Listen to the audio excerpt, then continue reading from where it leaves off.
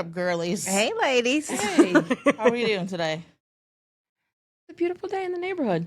It is a beautiful day in the neighborhood. It's a weird Pittsburgh fall. Yeah. Yeah, it is. It's warm, but it might storm. I hope not. We're getting snow Shut up. in Do 2 not days. say week. that. I saw in it. 2 days. I will come across this mic and grab your hair. No. We are not having snow. It's The S time. word is unavailable. No. It's That's a time. curse word for right now until December 1st, Yeah. at least December 1st. All right. So I'm Elena, I'm Darah. and this is our cousin Mel. Thanks for having me, cousins. Yes. Yeah. And she is joining us on Where's the Adult, where we talk about our caregiving journey, the woes, the laughs, the tears, and all the people that we met on the way of our crazy journey. And our trauma brain and all the stuff that we forgot that we just randomly remember. Oh, yeah, I that know did about happen. trauma brain. Yes. All the mess. All the mess Yes. that's involved in all of that. And November is National Caregivers Month, Family Caregivers Month. Aw. Shout out to all Shout you out. family caregivers. Yeah. Yes. Yeah. You know what's funny is like our telepathy. So along our journey, I would be in the midst of texting Darah something Mm-hmm. as she's calling me to tell me that same thing. And then I'm like, get out of my head, Darah. Yeah. Like, let me have my own thoughts. Instinct. Yeah. Yeah, it's real weird. Yeah. So a lot of times, like the same thing, we do finish each other's sentences. That's the sister bond too. Yeah. Yeah. Yeah. And we don't see each other a lot. Like you would think, oh, you guys must spend a lot of time together. I'm like, oh no. Sometimes they go, I don't know. I think I've gone months without seeing you. At No. least a month. Maybe a month. Yeah. We'll give it 30 days. Yeah. It's in person, but there's definitely a video sprinkled in there. Like, Yes. I just want to make sure you're still with us. Yeah. Yes. A random voice memo sent back. Yes, Some for sure. correspondence at least. Yeah, something. Right, Something. right. All right. So today we're going to talk to Mel. And Mel is our older cousin, even though she doesn't look it because she's so fancy. We have to say older. Well, I What's- did say it's better than she's the- our old cousin. And it's better than saying mature. Yeah, This is true. what mature. I always think of like a 9-year-old, like, oh, she's so She's mature. mature for I'm her like, age. Yeah. oh, she's She's our vintage cousin. That's right. Elder cousin. Yes. He's the same age as my husband. Oh, yeah. Well, he was robbing the There's that. cradle. We like them old men. We're grateful for him. Yes, we are. We'll keep him. Yes, we are keeping. This week, I'm definitely keeping him. Oh, good. Oh, good. I'm glad he'll survive another. I was sick this week, and he was my chauffeur. He came in clutch. Very nice. Yeah. Yeah. So before we get into that, so Darah, why don't you tell us how your husband came in clutch this week? So I'm a workaholic. Everybody knows I work too much. But I was so sick on Tuesday that I left work probably after 90 minutes. Mhm. Went home. Which is rare. Yeah. Yeah. Went home. Slept. Sick. I was sleeping on the couch. And then I'm like, oh, all right, I'm going to go to bed now. Getting all comfy in bed, set my alarm. Ring, ring, ring, ring. Hello? Hi, Darah? Is this Darah? This is Darah. This is Arden. We're calling about your dad. What? He keeps passing out. Oh What? Yeah, we called the nurse and we're going to transport him to the hospital. We're going to send him to this hospital. And I said, no, you're not. You're going to send him to this hospital. And I was like, okay, I will meet him there. So I called Elena. And I guess I looked still very unwell. Yeah. And Lawrence was like, I'm going to drive you. And I said, they might not let you in. It's okay. I'll just sit in the car. So at like, I don't know, we got there at like 10:30 at night. It was cold that night. And he sat in the car until about 2:30 in the morning. Beautiful. Because he wasn't allowed in, so Elena and I could be with our dad. And And then, so overnight, they don't have EMS running people back. So the options were we take him home, which that was already always the plan, or he just sits there. He was fine when we were with him, Right. but he had to go get a CT scan. He came back from that CT scan quite agitated. He was grumpy. Why am I here? Why am I here? And the guy was like, oh, you were just passing out. I was like, stop, just stop, buddy. It's like, Too much. Redirect. Right. Redirect. Talked about something else. He's I just said, going to say the it doctor just wanted to visit with you. over and over again. I'm like, just redirect. Just redirect. Dad, you warm? Here, let me tuck you in. Okay. Yeah. And when we walked into the hospital, he wasn't speaking. He was just like staring at us. And then all of a sudden, Darah, I'm cold. Darah, I'm cold. I was like, oh my God. Yeah. Is he doing better now? Yeah. They couldn't figure out what's wrong with him. Yeah. We took him home. He didn't understand He why was we're still like, why are we here? Where I live here? Where are we? Yeah. Yeah. I was like, you got to be quiet because people are sleeping. Yeah. Why are we here? I'm Dad, like, shh.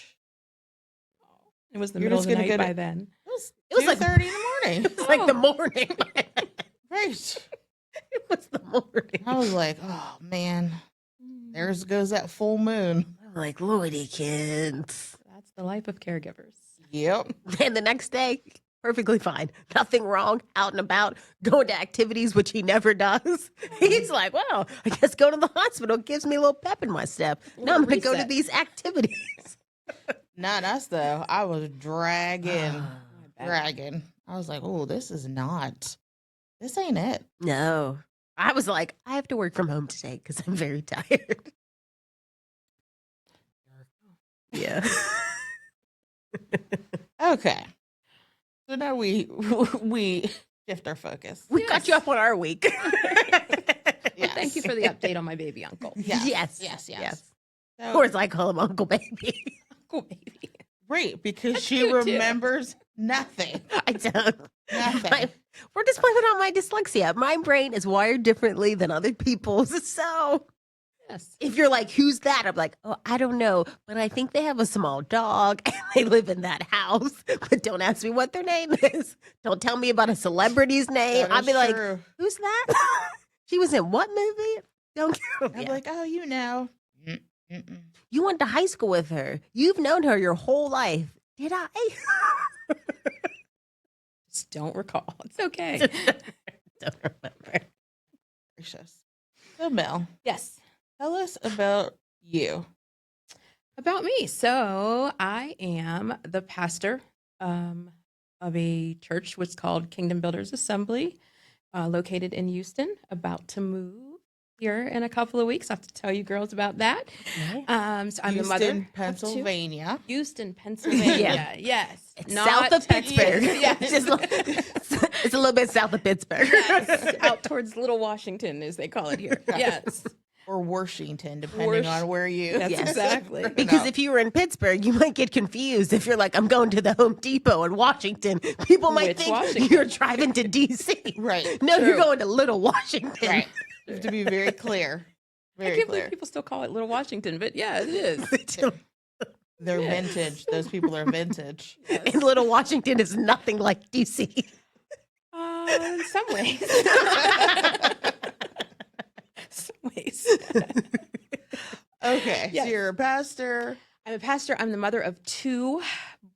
I never know to say boys or men because one is a boy and one is a man.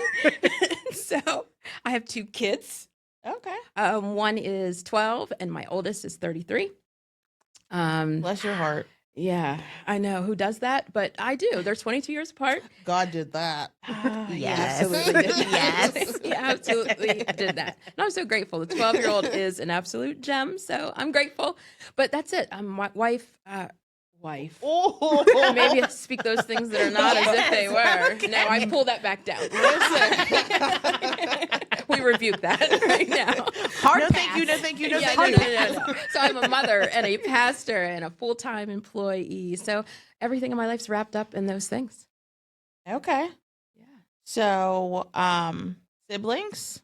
Siblings. So it depends on which you're talking about, because technically I am the last of 11, because my dad has 11 children. Okay. My parents together have 4, and I'm still the last of the 4. Baby. I am the Babies baby. are the best. They We the are. best. We're a special breed. We are. Yes. Yeah, we are. Y'all are something. Yeah. So I'm the baby, but I have oldest sibling personality. Okay. Yeah. I'm the Mm. baby with the oldest sibling personality, and carry the So weight you're of the the oldest. carrier, the Very much the caretaker. caregiver. As long as I can remember, I've been a caregiver, though. My entire life, I've been caring for someone in one way or another. Tell us about that. Yeah. So most of that has been like our grandmother. So she was probably the first one that I became caretaker with, because, as you know, we lived in a duplex. And so after her strokes, I was the one who was right next door. So I was the one who was helping feed her, take care of her, be company to her.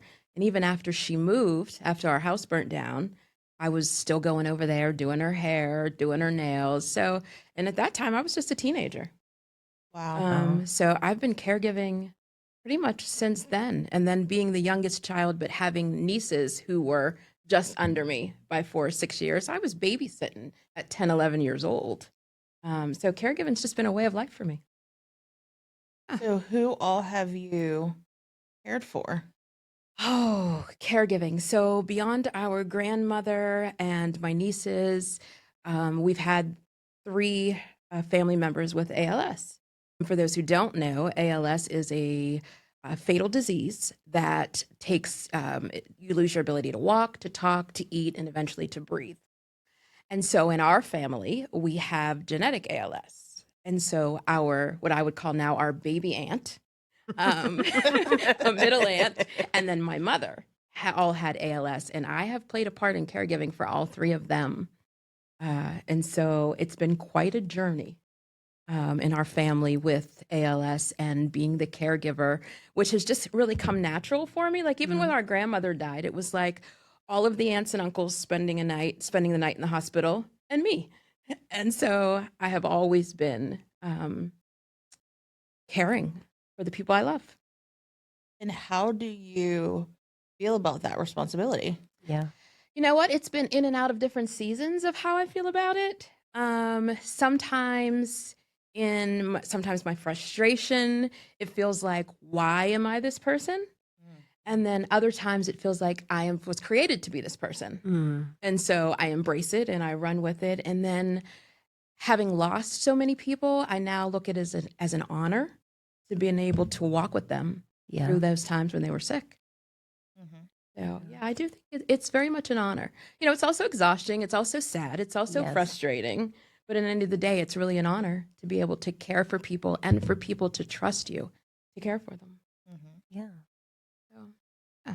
What do you have any advice, support for people that are caregiving for someone that has ALS? Resources?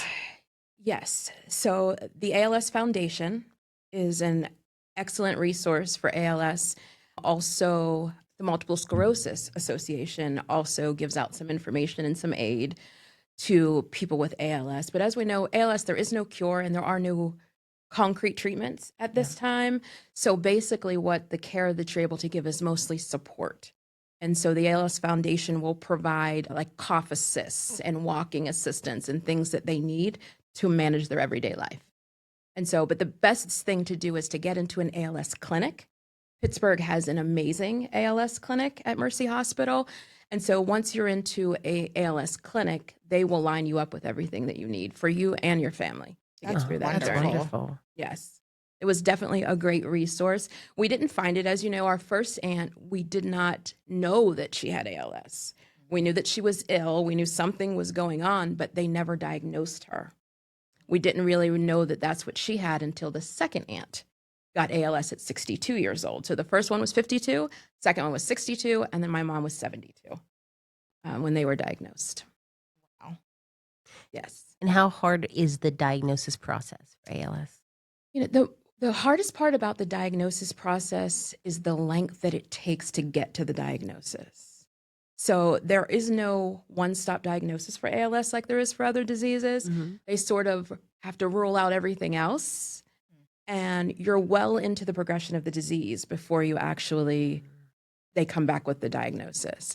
And so they do EMGs, they do some different things, but it's really a ruling out process. And so I was there when our aunt got her diagnosis, and then I was in the room when my mother got our diagnosis. And it just felt like everything in life shifted at that moment when you hear a fatal diagnosis. Can you tell us about that shift? You sort of look at life from a different perspective. With our aunt, it was more of we didn't have an understanding of it at that time. We didn't know. We went home and we're like trying to Google what that meant. With my mom, I had already walked through the reality of it. And so you instantly go to death is coming. So how do we walk you through that to get to death? And her first words when she got the diagnosis, it was me, her, and my sister in the room. Her first words to us were, "What about you guys?" Oh, Yes. Is that what you said when we got our diagnosis? Yes. Yes. Because when you get a fatal diagnosis, it's not just the person who is sick that gets the diagnosis. Like I felt like we all got diagnosed with ALS because we were all going to walk through it together. And that's what we promised her when she said that. She said, "What about you guys?" And all me and my sister said was, "We will take care of each other." Oh. And that's what we've been doing. Yeah. how did you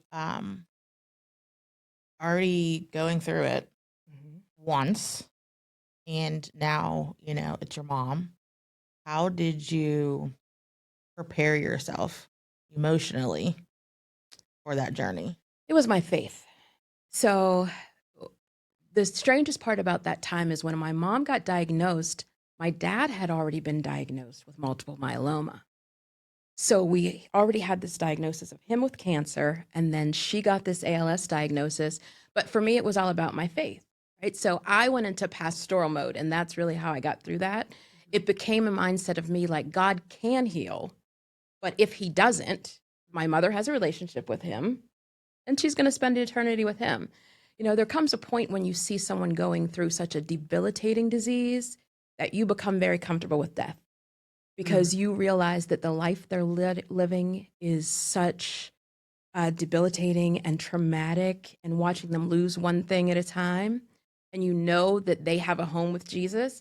I sort of got to the point where, like, God, whenever you're ready, you can come and get her. And so it was my faith, but also to go with that, it was also a battle with my faith, right? Because it's my mother. Yeah. And so you're trying to balance the fact that I know God can heal, but if he doesn't do it for her, how do I rest that in my soul? How do I rest that in my spirit? And there were definitely times where I battled with my faith as opposed to understanding death and understanding that she was not going to get better. But I knew the truth of God's word. And so I knew that to be absent from the body was to be present with the Lord. And so I went into, I definitely will not be selfish enough to try to keep her from that. And so I rested in that. That totally hit me in the feels Yeah. because it wasn't until Darah and I were in the garage of the hospital going, and you were with us through that ride too, Yes. going to the hospital when I prayed the prayer, let your will be done. Yes. Yeah.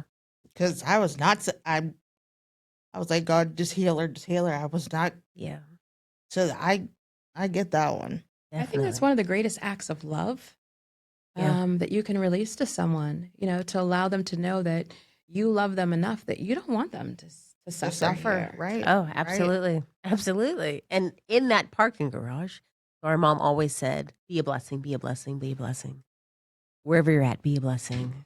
We're in the parking garage. We are devastated. We know we're going in there, and they're probably going to be like, your mom's gone. We have to turn Yeah, off all the the stuff. machines, yeah. Right. We got there early. We are waiting for it to open. We're like, oh my gosh. And there was a man there that couldn't speak. He was just wandering around the garage. And we're like, we have to help them. Even though we're like, we want to go in and see our mom. Like Yes. we Yeah. just want to get there. Yeah. And he's like, he had his valve, and he's like, he just needed directions. Yeah. And we're like, we're gonna give this Is man that the guy who direction. needed the bus pass? Yep, I gave him. So I used to carry bus passes in my wallet all the time, so I could just give them out to people when they were in trouble. And he needed to know where to get somewhere in AGH, and then he needed a bus pass to get home. And I was like, "Yeah, this is Lydia. She's probably already up in heaven. Yeah. She sent this dude here so we could help him, so it could ease our mind." So we could be like, you know what? We are out of our mind, and we are helping someone else. Yes. And that's why we started this whole podcast, to get out of Absolutely. our mind and our feelings to help others. Because, so, When I watched you guys do this, the first thing that came to my thinking was, this is how you get up on top of grief instead of letting grief get on top of you. It's like when Yes. you are proactive in your grief, like I've been very intentional with, no, I'm going to deal with grief so grief doesn't deal with me. yes. And that's what you guys are doing here. You're getting on top of grief and still being a blessing, just like your mom taught you. Yes. Whatever, Lydia. Just like she told you. I wish I could be a blessing in another way. I wish, I wish we she could hit the still- lottery and I could just be like, here's bags of money. Here's bags of Yes. money. But look how you're giving her life even more legacy because of what you went through with her. You're Yeah. birthing this to bless other people. I mean, that just keeps her blessings going forward of what she's put inside of you. It's amazing. True. And that Amazing. struggle of like, yes, God can heal. Is this one of those Yeah. situations? Right. Yes. Like 'cause we would play like her gospel mix in the song like God turn it around. yeah. And like for a while, like I could not listen to that mix Right. for a while because like I was angry. Yes. I was like, Yeah. listen, God, you got some very different people walking around on this earth, and you took Miss Lyd, and I don't like it. yeah. But my bestie's mom was like, well, yell at him Mhm. because he's big enough to take it. Absolutely big enough. I was like, okay, well, let's do that then. Yeah. It was very helpful. And I think that people forget that God is our Father. Mm-hmm. And so, as our Father, we have a right to go to Him. I had many conversations like, this isn't fair. Why is this happening in my family? What did we do? Do you hate Mhm. us? And then I go, no, the truth is your word is that you love us and that you're good, even though this is really bad. Yeah. Right. And Yes. that's an example, you know. I not always like it. No, we don't have to like it. We just have to accept that He's in charge and that He is good, even in the worst of situations. And like you guys have found, like all through caregiving, I've always just trying to find God in it. Like if I can find God in it, I can deal with that Yeah. as long as I can find Him. So and if you look for Him, He said you'll find Him. Yeah. And sometimes looking for Him is in the midst of anger and tears rolling down your face, but He's there. And if you can find Him, you can know I can get through this because He's with me. You know, I had beautiful moments with your mom in the hospital, and she knew God was with her. You know, you guys created such a peaceful atmosphere in that room. You're gonna have to talk about at some point like everything you did in that room. It was like a sanctuary. Yeah. When you went Yeah. in there. A Who winter Who wonderland. wants to be in the hospital? But Right. not only the winter wonderland, we planted a garden in the window of like Yes. stick-on Flowers and- butterflies yep. and whatnot. Yep. And we took care of all the staff, so they would take care of her. Hey, I baked this for you. Hey, here's some dinner. That was Here's beautiful. some this. Because if we loved on them, we know that they would love on her, and they did. Absolutely. And you were Yeah. there, you were present. I think that's the biggest part of caregiving is just being present. Yes. Yeah. Yeah. And it's hard though. Like it is Yes. very like I love my dad, but sometimes the anxiety I feel driving to visit him is Yes. unbelievable. Yes. I don't know what I'm walking into. I don't know how he's gonna be.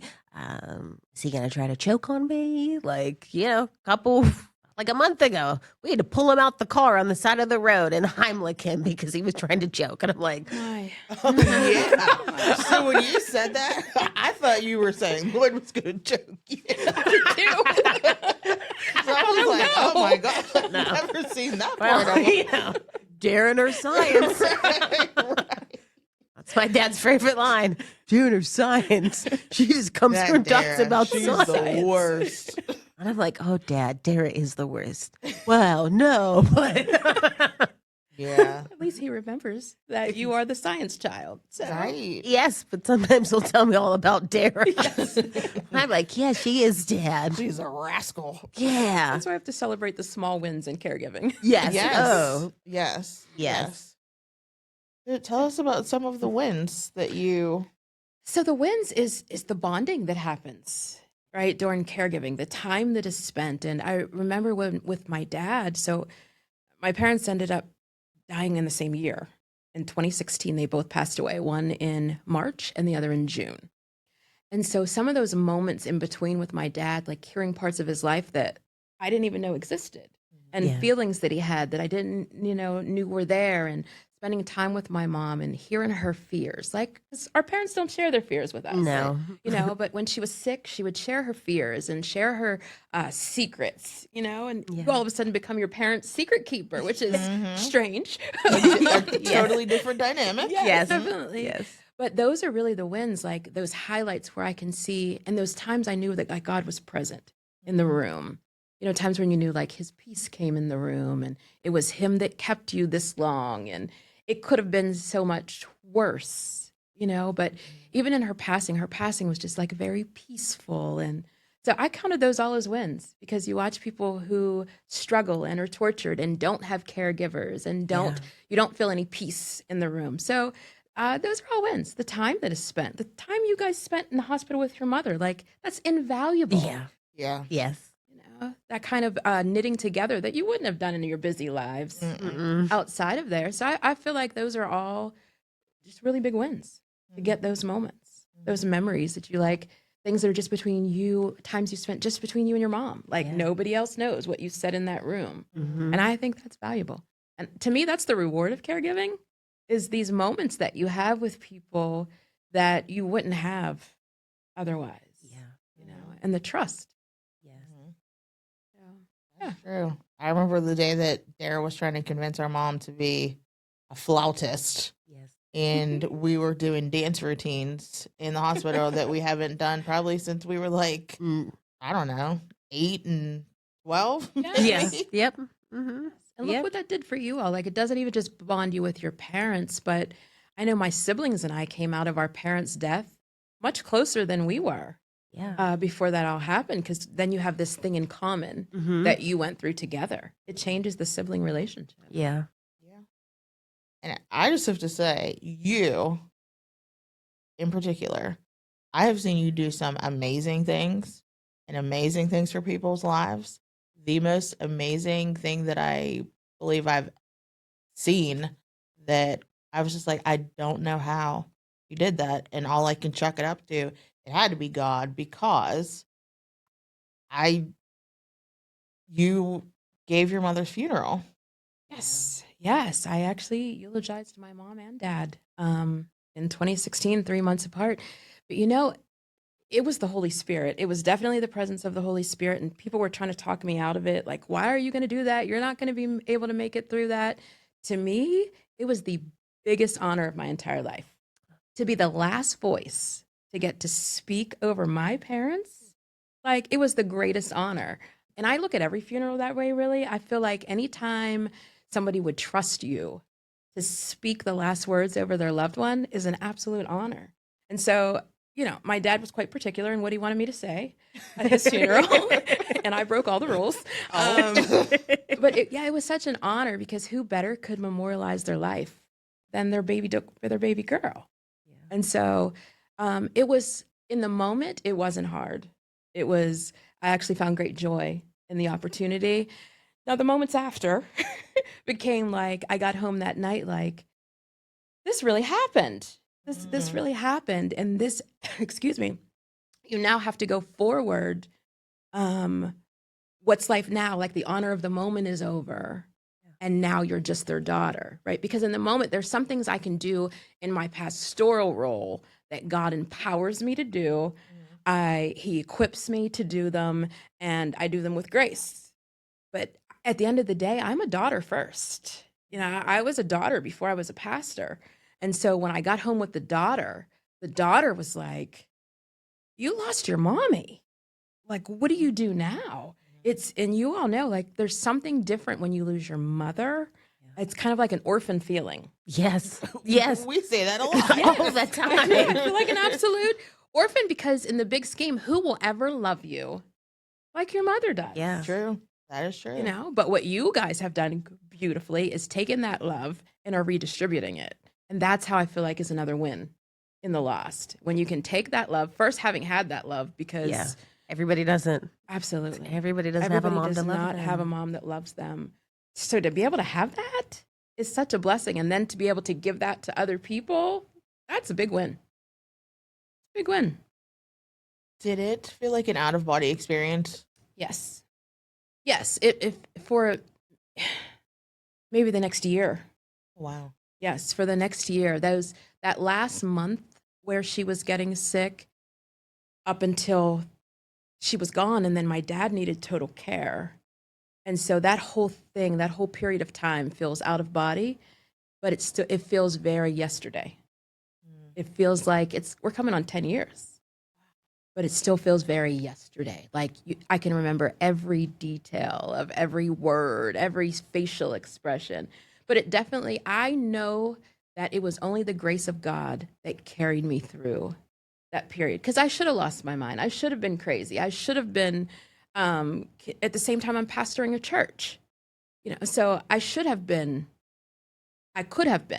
but because of the grace of God, he really ushered me through that time. And so I don't take any credit for it because I know as myself, I would probably be sucking my thumb in a bed, because grief, Yeah. when you don't deal with your grief, it's debilitating. Yes. And so when you learn how to deal with it and understand it, not that it's just a part of life, but it is a beautiful passage that when we get to walk people, to that passage of time, there's just really no greater honor or a more beautiful transition in life. Amen. Yeah. And something I'm glad you guys are talking about because people don't want to talk about death, but death is a part of life. Right. Yes, it is. Right. And so if we don't talk about it and we don't prepare people for it and we don't talk about the journey, and then you have more of an understanding, and doesn't mean it doesn't hurt, but it's easier to process Yes. when you talk about it. Yeah. Talk about it.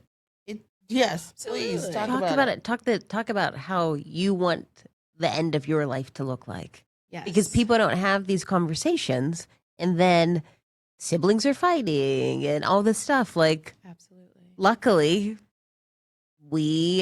our parents talked about it. Our dad has a living will. We know what to do. We have the blueprint. But there's lots of people that are just afraid to have those conversations. That like, oh, if I talk about death, I'm gonna Then go. it's gonna happen. I'm gonna walk outside and get hit by a bus. It's like Right. Like somehow like- you're going to bring it on yourself. Right. Yes. like the older It's not a horror generation movie. that's like, Right. oh, they have the C word. Like, oh, Yes. you can say cancer. Just because you say it doesn't mean you're gonna catch it. Right. Right. 'Cause it's one thing we're all going to experience. We all have it in common that we are going to experience death. We're going to experience loss. And I think Yes. the greatest gift you can give to your family is to prepare ahead of time. Yes. My parents sat down with all of our siblings, ourselves. We went to the funeral home. We got the pre-planning, and we planned every step of their funeral, what they were going to wear, what was going to be sung, before we even got far into the diagnosis. And it was the greatest gift. I showed up at the funeral home. I said, "Hey, pull the file." They pulled the file, and I didn't have to do anything. So that was a gift that I think everyone, regardless of age, my siblings and I have had those conversations. We all know what we want. My nieces and I have had those conversations so that when we get to that time, it's a gift that they've given us. Yeah. That we don't have to figure that out in the midst of grief. Yes. Grief is a weight of enough of itself. Right. Right. Yeah. You don't need that stress on top of. Absolutely not. Yeah. So I just want to take a pause for a moment and Yes. shout out to our friend Heather because every time Melanie talks, Heather cries. Every time. And I know Heather is going to be sitting at her desk bawling. Yes. Hey, Heather. Yes. I know. Like when we moved our dad into assisted living, like we were about to eat and you prayed. It was just a blessing over the food. She's sobbing. Like I turn around and I'm like, what happened? What's going on? I'm like, girl. We were just blessing the pizza. Right. Oh, that's beautiful. Love Heather. But Yes, yeah. yes. there's just there's just something special about the way that you share your faith with the world. Yes. There really is. Yeah. I don't, at the end of the day, that I am created for it. I know that I'm created. We all are created. And I mean, we may all do it in different ways, right? I do it from a pulpit. You do it from a podcast. I say Jesus 100 times. You may not say it at all. But at the same time, we're still all doing what God has called us to do and carrying out the purpose that we were created for. And I feel like that's the greatest act of worship, is to do what you were created to do. And you guys are doing that. And I don't know anything else because of the things I've been through. I know that is him, is only him. And I can't imagine spending my life any other way, but making sure that he gets glory out of it. That's what turned it around, with my drug use, with my parents' death, being able to tell other people so they can get free. As long as he gets glory out of it, I'll do it the rest of my life.